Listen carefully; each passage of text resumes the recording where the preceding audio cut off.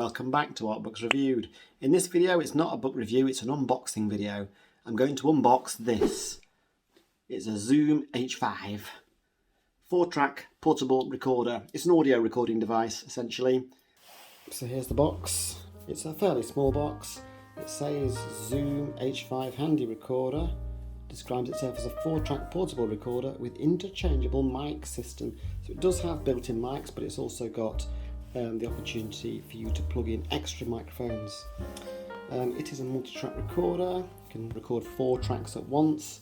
It's made by Zoom. I've had a few of Zoom's devices before. I've actually used the previous H4n recorder, which is similar to this. It's a previous model by a few years, and I was very impressed with it. You can use it as a sound card for your PC as well. You can plug it in and actually either transfer files you've previously recorded to your PC, or you can actually capture it or use it as a microphone in real time. I don't think it has built-in speakers, so if you want to monitor the audio levels, you've obviously got a monitor happening here. You can see the levels, but you'll need to plug in some headphones to actually hear anything. So let's have a look at the box. It says SD card not included. Just bear that in mind. You'll need to buy one separately. So let's open it up.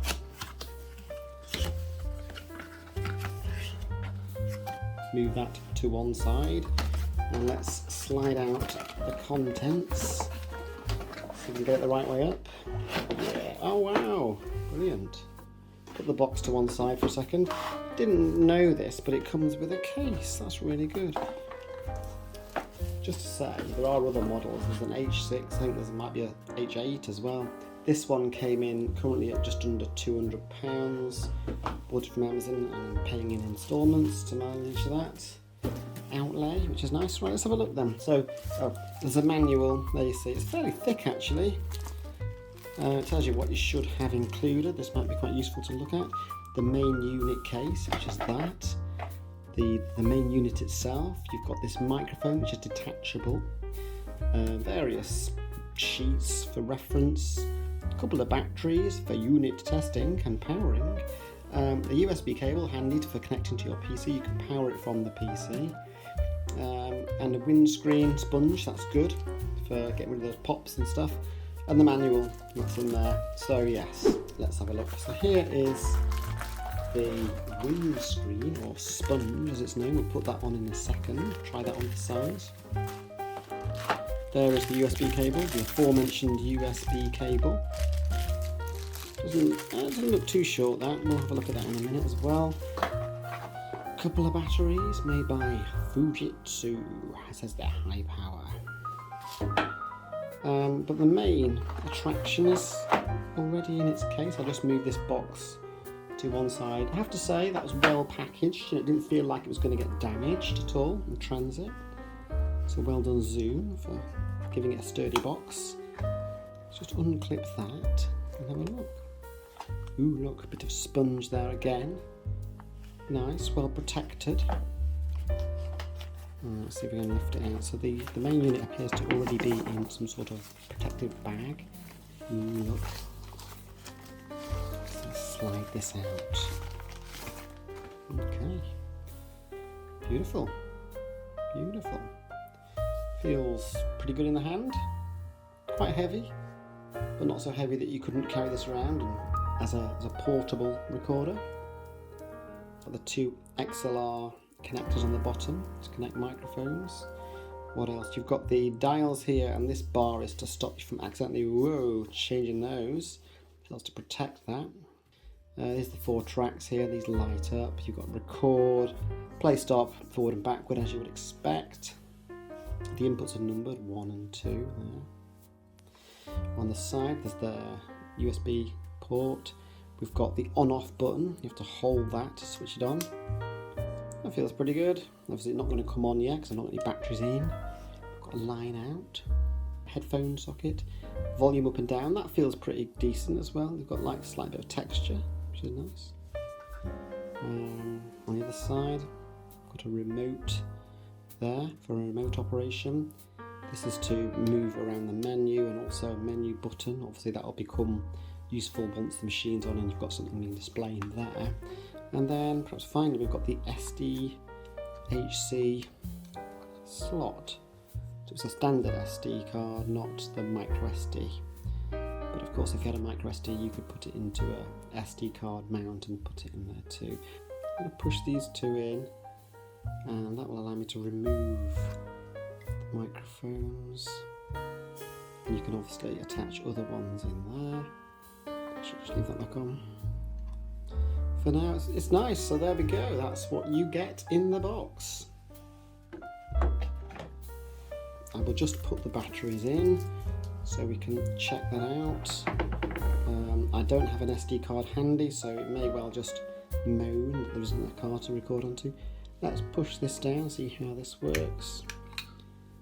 Comes off. You've got this little ribbon underneath so that you can easily remove the batteries when you come to change them. I believe you can get a mains supply to power this as well, sold separately. Let's just put that on. Click it shut. Look at that in a second. I'm going to just try and switch it on, see if it can actually come to life without an SD card. I'm going to hold that down like this.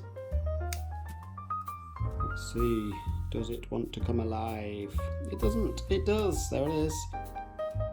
Just give that a little wipe. There's a bit of condensation on there. It's asking me to set the time. Can we just say, okay to all of this. No SD card. You're quite right. Okay, here we go. I've got an SD card. It will take, obviously, normal SDHC cards. There we go. Got this Kingston 128GB card.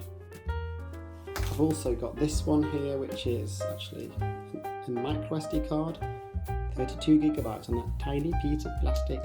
Shove it in to the mounting device, and I'm going to pop it in to the side of the main unit here.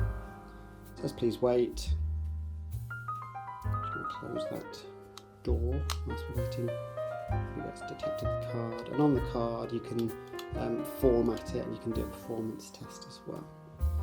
Anyway, menu goes back, if you like, goes back up a level in the menu, and to actually go into one of the sub menus you have to like navigate to it using up and down here, and you push it in to go like to one of the system, so on. You can change loads of stuff, like change the backlight, make it lighter and darker, and the contrast. I won't go through these whole menus. I've done the unboxing, you can see what's included. So just a couple of other things. Let's have a look inside this bag at the USB cable. I'm obviously going to rip it open very impatiently. I'm still working on it. The cable is free. Yeah, I've seen, you might be able to hear the wind in the background. It's a very windy day here, there's a gale blowing outside. It's playing some tunes through the windows. Right, as you can see, this is a fairly long cable, which is good. I'd say, what is that? That must be maybe 1.5 meters, something like that. It's definitely longer than 1 meter, and it's not quite 2, I think 1.5 meters. Obviously that plugs in to here, like so. In it goes, like that. So yeah, that's a good length. Well, the other thing to check, I just want to have a look at this. Looks a bit weird, doesn't it? It's just basically a hat. And I guess I'm going to just manhandle it in there. Just needs to cover the microphones really, doesn't it? Looks a bit weird, but I'll test that out in a future video and see what difference that actually makes. When I say pick up a penguin and such things. Okay. I'm looking forward to using this. When I have done that, I'll provide a proper full review, I think, and let you know more about how I've actually, how I've got on with it and whether I think it's any good. I'll be using it to do future voiceovers for some of these videos, so you guys will hopefully benefit from me using this. So if you've watched this video and you're thinking of buying a Zoom H5 device, I hope this video has helped you make a decision one way or the other. Thanks for watching. See you next time.